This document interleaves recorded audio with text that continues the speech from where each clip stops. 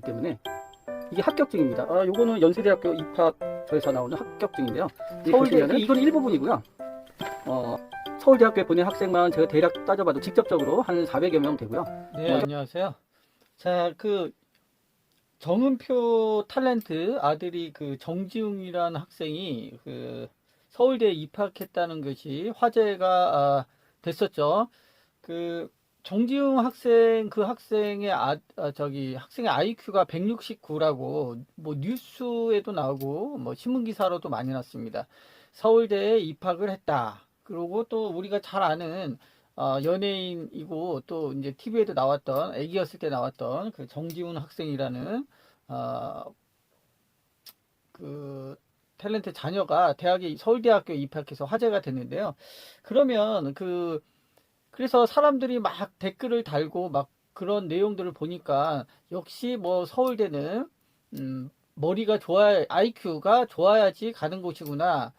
이게 뭐 이제 공부 잘하는 게 재능이다. 타고나야 된다. 뭐 우리 아들은 평범하기 때문에 부럽다. 뭐 이렇게 내용이 많이 회자됐습니다. 그런데 꼭 여기서 뭐 서울대만 아니고요. 그냥 서울대는 그냥 얘기를 했을 뿐이고 IQ가 좋아야지 진짜 공부를 잘하는지 그거에 대해서 좀 말씀을 드려볼게요. 결론적으로 예전에는 서울대학교에서 입학생들 있죠. 입학생들을 대상으로 IQ 테스트를 했습니다. 실제로 쭉 했었어요. 그런데 이제 그 후로 어느 순간부터 하지 않습니다. 발표도 안 하고요. 왜 그러느냐? 왜 서울대학교에서 입학생들의 IQ를 테스트를 했었는데 어느 순간부터는 하질 않습니다. 왜 그러냐면 똑같기 때문이에요. 결론은. IQ 테스트를 해서 평균을 내보면 항상 똑같았습니다. 한국 학생들의 IQ랑 서울대 학생들의 입학생들, 신입생들의 IQ 테스트가 항상 거의 플러스 마이너스 1, 뭐 2, 뭐 요 정도였어요.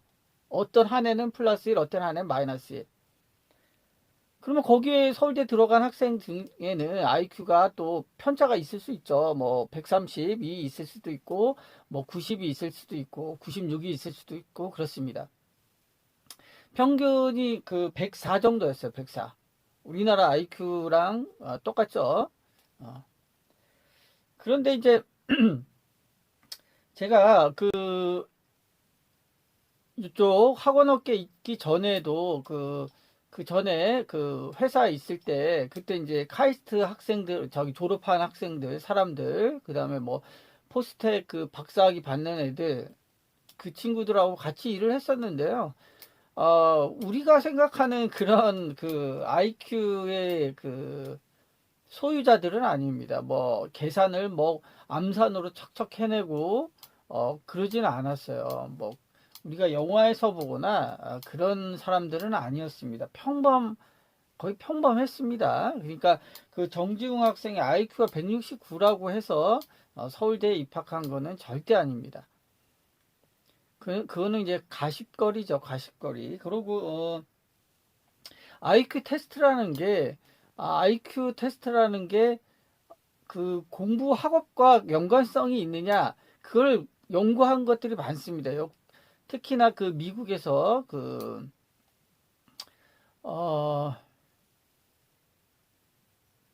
영재들을 추적한 것들이 있어요. 그 데이터들이 많습니다. 많은데 결론적으로 얘기하면 그렇게 공부랑은 크게 연관이 없습니다. 성취도에서는.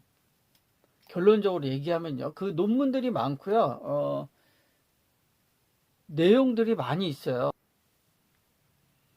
뭐 여러분들이 잘 아는 뭐 멘사 같은 곳에도 고도 지능 능력, 그러니까 고지능을 갖고 있는 그 사람들을 수십 년간 추적을 했어요. 근데 결론적으로는 학업 성취도랑 공부와는 뭐 관계가 있긴 있습니다만 우리가 생각하는 것만큼 없다는 거 결론을 말씀드리고요. 그리고 IQ 테스트라는 게 불안정합니다. 이게 최초의 IQ 테스트라는 게 이제 만들어졌을 때는 최저 지능을 측정하기 위해서 나온 거예요. 예를 들어서 어떤 A라는 학생이 100이 나왔습니다.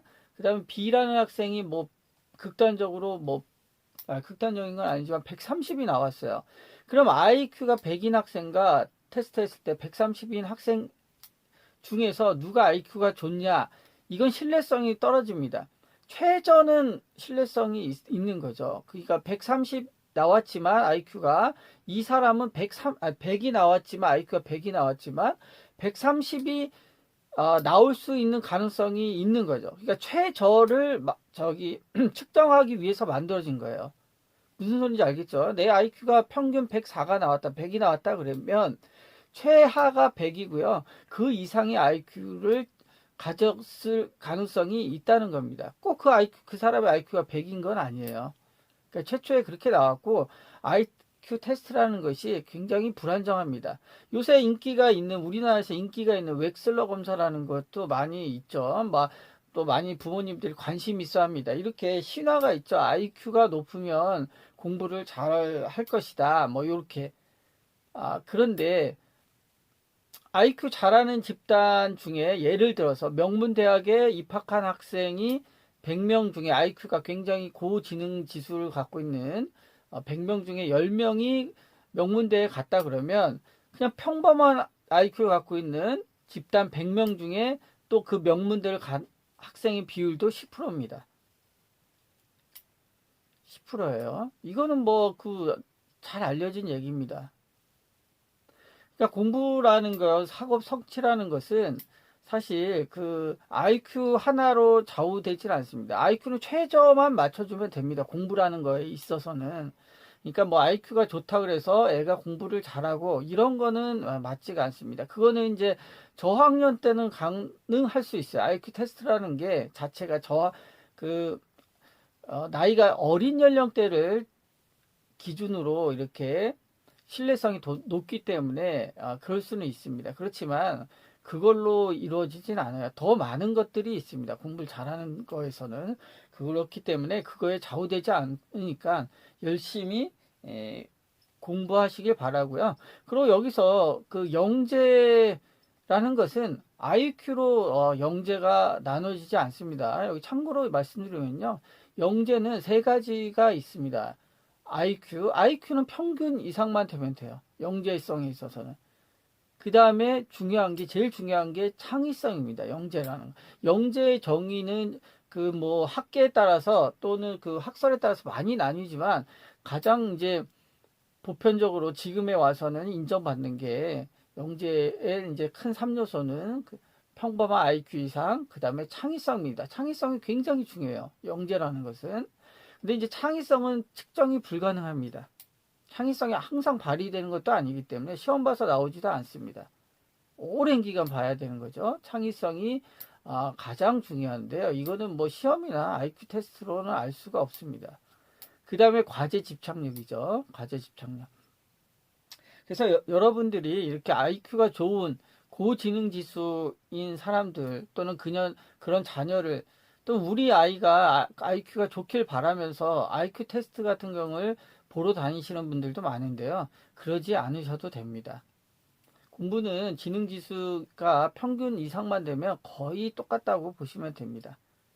여기서는 이제 기억력이 조금 중요한 작용을 하는데 공부에 있어서는 어쨌든 IQ랑은 크게 관계가 없다는 것을 말씀드리고요. IQ는 또 나이가 들면은 그 효용성이 굉장히 떨어집니다. 창의성이 짱인 거죠. 창의성이.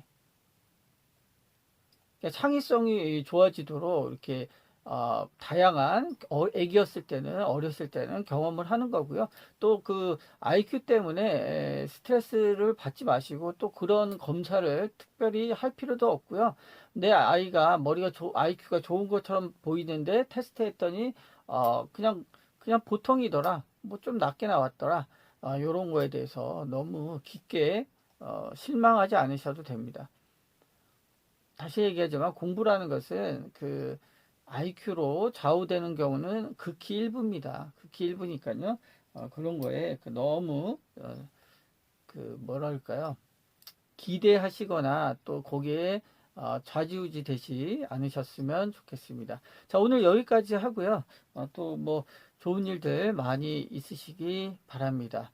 좋아요, 구독 부탁드리고요. 감사합니다.